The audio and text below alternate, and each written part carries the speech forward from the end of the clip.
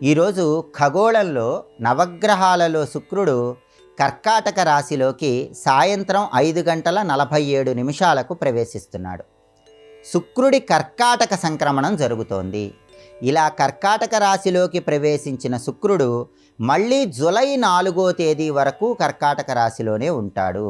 కాబట్టి ఈ రోజు నుంచి జూలై నెల 4వ తేదీ వరకు కర్కాటక రాశిలో ఉండే శుక్రుడు ద్వాదశ రాశుల వారికి ఎటువంటి ఫలితాలను ఇస్తాడో, శుక్రుడి కర్కాటక సంక్రమణం ఏ రాశులకు అనుకూల ఫలితాలు ఇస్తుందో, ఏ రాశులకు వ్యతిరేక ఫలితాలు ఇస్తుందో, అనుకూల ఫలితాలు రెట్టింపు చేసుకోవటానికి, వ్యతిరేక ఫలితాలు తగ్గింపజేసుకోవటానికి ద్వాదశ రాశుల వాళ్ళు శుక్రుడికి సంబంధించిన ఎలాంటి సులభమైన శక్తివంతమైన విధి విధానాలు పాటించాలో నేటి శుభం లాభం అనే శీర్షికను పరిశీలిద్దాం.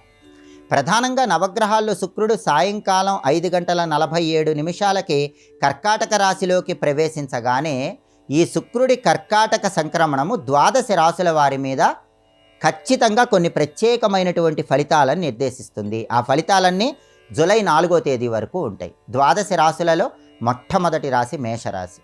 మేషరాశి వాళ్ళకి ఈ శుక్రుడి కర్కాటక సంక్రమణం చతుర్థ స్థానంలో 4వ స్థానంలో ఏర్పడుతోంది. కాబట్టి జూలై 4వ తేదీలోపు మేషరాశి వాళ్ళకి వాహన యోగాన్ని శుక్రుడు కలిగింపజేస్తాడు. అంటే బండి కానీ కారు కానీ ఏదైనా కొత్తది కొనుక్కోవాలనే ఆలోచనలకు శ్రీకారం చుట్టి ఆ మార్గంలో విజయం మేషరాశి వాళ్ళు సాధించగలుగుతారు. ఆ తర్వాత వృషభ రాశి వాళ్ళకి ఈ శుక్రుడి కర్కాటక సంక్రమణం తృతీయ స్థానంలో అంటే 3వ స్థానంలో ఏర్పడింది. కాబట్టి వృషభ రాశి వాళ్ళు జూలై 4వ తేదీ వరకు భాగస్వామ్య వ్యాపారాల్లో జాగ్రత్తగా ఉండాలి. ఎందుకంటే భాగస్వామ్య వ్యాపారాల్లో కొత్త పెట్టుబడులు పెడితే మోసపోయే అవకాశాలు ఉంటాయి. భాగస్వామ్య వ్యాపారాల్లో భాగస్వాములు మిమ్మల్ని మోసం చేసే అవకాశం కూడా ఉంటుంది. కాబట్టి భాగస్వామ్య వ్యాపార వ్యవహారాల్లో వృషభ రాశి వాళ్ళు ప్రత్యేకమైన జాగ్రత్తలు తీసుకుంటూ ముందడుగు వేయాలి. ఆ తర్వాత మిథున రాశి వాళ్ళకి ఈ శుక్రుడి కర్కాటక సంక్రమణం ద్వితీయంలో 2వ స్థానంలో ఏర్పడింది. కాబట్టి మిథున రాశి వాళ్ళకి ధనలాభం చేకూరుతుంది, వస్తులాభం కలుగుతుంది, నూతన వస్తువులు కొనుగోలు చేయగలుగుతారు, కుటుంబంలో ఉన్న విభేదాలన్నీ తొలగిపోతాయి, కుటుంబ సభ్యుల మధ్య అన్యోన్యతను పెంపొందింపజేసుకోగలుగుతారు. ఆ తర్వాత కర్కాటక రాశి వాళ్ళకి వాళ్ళ రాశిలోకే శుక్రుడు ప్రవేశించాడు కాబట్టి విశేషమైన యోగాన్ని ఇస్తాడు. అంటే మృష్టాన్న భోజన ప్రాప్తి యోగాన్ని కలిగింపజేస్తాడు. బ్రహ్మాండమైన రుచికరమైన భోజనాన్ని తరచూ స్వీకరించే యోగాన్ని కర్కాటక రాశి వాళ్ళకి శుక్రుడు కలిగింపజేస్తాడు. ఆదాయ మార్గాలు పెంపొందింపజేస్తాడు. వినోదపరమైన కార్యక్రమాల్లో ఎక్కువగా పాల్గొనేలాగా చేస్తాడు. ఆ తర్వాత సింహరాశి వాళ్ళకి శుక్రుడి కర్కాటక సంక్రమణం వ్యయస్థానంలో 12వ స్థానంలో ఏర్పడుతోంది. కాబట్టి సింహరాశి వాళ్ళు ఎవరైనా సరే జూలై 4వ తేదీలోపు వాహనాల మీద వెళ్ళేటప్పుడు జాగ్రత్తగా ఉండాలి. వాహన ప్రమాదాలు జరిగే అవకాశం ఉంటుంది. అలాగే యంత్రాల మీద పనిచేసే సింహరాశి వాళ్ళు కూడా ప్రత్యేకమైన జాగ్రత్తలు తీసుకుంటూ యంత్రాల మీద పనిచేయాలి. ఆ తర్వాత కన్యారాశి వాళ్ళకి శుక్రుడి కర్కాటక సంక్రమణం 11వ స్థానంలో జరుగుతోంది. ఏకాదశం అద్భుతమైన శుభ ఫలితాలు ఇస్తుంది.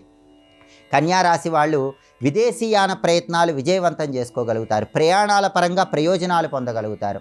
అలాగే కొత్తగా భూములు, గృహాలు, స్థలాలు, పొలాలు ఇటువంటివి కొనుక్కునే యోగం కూడా కన్యారాశి వాళ్ళకి శుక్రుడు కలిగింపజేస్తాడు. ఆ తర్వాత తులారాశి వాళ్ళకి శుక్రుడి సంచారంలో మార్పు దశమం 10వ స్థానంలో ఏర్పడుతోంది. కాబట్టి తులారాశి వాళ్ళు జూలై 4వ తేదీ వరకు 10వ స్థానంలో ఉన్న శుక్రుడి వల్ల ఉద్యోగంలో జాగ్రత్తగా ఉండాలి, అధికారులతో జాగ్రత్తగా వ్యవహరించాలి, సహోద్యోగులతో జాగ్రత్తగా ఉండాలి. ఉద్యోగపరమైన అభద్రతాభావం ఏర్పడే అవకాశాలు తులారాశి వాళ్ళకి ఎక్కువగా ఉన్నాయి. కాబట్టి ఉద్యోగ వ్యవహారాల్లో చాలా జాగ్రత్తగా ఉండాలి. ఆ తర్వాత వృశ్చిక రాశి వాళ్ళకి శుక్రుడు 9వ స్థానంలోకి వచ్చాడు. భాగ్యస్థానం అద్భుతంగా యోగిస్తుంది. కాబట్టి కార్యసిద్ధి ఏర్పడుతుంది. జీవిత భాగస్వామి యొక్క సహాయ సహకారాల వల్ల మంచి విజయాలు పొందగలుగుతారు. అలాగే 9వ స్థానంలో శుక్రుడు ఉండటం అనేది ఆరోగ్యపరంగా విశేషమైన ప్రయోజనాలను వృశ్చిక రాశి వాళ్ళకి కలిగింపజేస్తుంది. ఆ తర్వాత ధనుస్సు రాశి వాళ్ళకి శుక్రుడి కర్కాటక సంక్రమణం 8వ స్థానంలో ఏర్పడుతుంది. 8వ స్థానంలోకి శుక్రుడు రావటం వల్ల ధనుస్సు రాశి వాళ్ళకి వంశపారంపర్య ఆస్తులు బాగా కలిసి వస్తాయి. వంశపారంపర్యంగా రావాల్సిన భూములు, గృహాలు, స్థలాలు, పొలాలు ఇలాంటివి కలిసి రావడానికి ధనుస్సు రాశి వాళ్ళకి జూలై 4వ తేదీలోపు అవకాశాలు ఎక్కువగా ఉన్నాయి. ఆ తర్వాత మకర రాశి వాళ్ళకి శుక్రుడి కర్కాటక సంక్రమణం 7వ స్థానంలో ఏర్పడుతోంది కాబట్టి జీవిత భాగస్వామితో జాగ్రత్తగా మాట్లాడాలి. లేకపోతే చిన్న విషయాలకే జీవిత భాగస్వామితో విభేదాలు ఏర్పడే సూచనలు ఎక్కువగా ఉన్నాయి. ఆ తర్వాత కుంభరాశి వాళ్ళకి 6వ స్థానంలో శుక్రుడి కర్కాటక సంక్రమణం జరిగింది కాబట్టి కుంభరాశి వాళ్ళు ఖర్చులు అదుపులో ఉంచుకునే ప్రయత్నం చేయాలి. ఎందుకంటే ధనపరమైన ఖర్చులు పెరిగే అవకాశం ఎక్కువగా ఉంది. చివరగా మీనరాశి వాళ్ళకి ఈ శుక్రుడి కర్కాటక సంక్రమణం పంచమం 5వ స్థానంలో ఏర్పడుతోంది. 5వ స్థానంలోకి శుక్రుడు రావటం వల్ల మీనరాశి వాళ్ళకి తల్లిదండ్రులతో ఉన్న విభేదాలన్నీ తొలగిపోతాయి. సంతానంతో ఉన్న విభేదాలు తొలగిపోతాయి. తల్లిదండ్రులకి ఎంతో ప్రేమ పాత్రులుగా మారిపోతారు. సంతానం కూడా ఎంతో ప్రేమగా తల్లిదండ్రులను చూసుకుంటారు. అలా తల్లిదండ్రులకి, పిల్లలకి, అందరికీ కూడా ఎంతో ఆప్యాయంగా మీనరాశి వాళ్ళు మారిపోవటానికి, వాళ్ళతో అద్భుతమైన సత్సంబంధాలు పెరగటానికి, బంధువులతో, మిత్రులతో సత్సంబంధాలు పెంపొందింపజేసుకోవటానికి పంచమ స్థానంలో ఉన్న శుక్రుడు మీనరాశి వాళ్ళకు విశేషంగా యోగిస్తాడు. ఇలా శుక్రుడి కర్కాటక సంక్రమణం జూలై 4వ తేదీ వరకు ద్వాదశ రాశులలో కొన్ని రాశులకు అనుకూల ఫలితాలు ఇస్తుంది, కొన్ని రాశులకు వ్యతిరేక ఫలితాలు ఇస్తుంది. అనుకూల ఫలితాలు రెట్టింపు చేసుకోవటానికి, వ్యతిరేక ఫలితాలు తగ్గింపజేసుకోవటానికి శుక్రుడికి అధిష్టాన దైవం రాజరాజేశ్వరి అమ్మవారు, లలితా పరమేశ్వరి అమ్మవారు కాబట్టి ఈ రోజు నుంచి జూలై 4వ తేదీ మధ్యలో వచ్చే శుక్రవారాలు శ్రీమాత్రే నమః అనే మంత్రాన్ని వీలైనన్ని సార్లు పఠించండి. లలితా అమ్మవారికి పూజ చేసుకోండి. లలితా సహస్రనామం వినండి.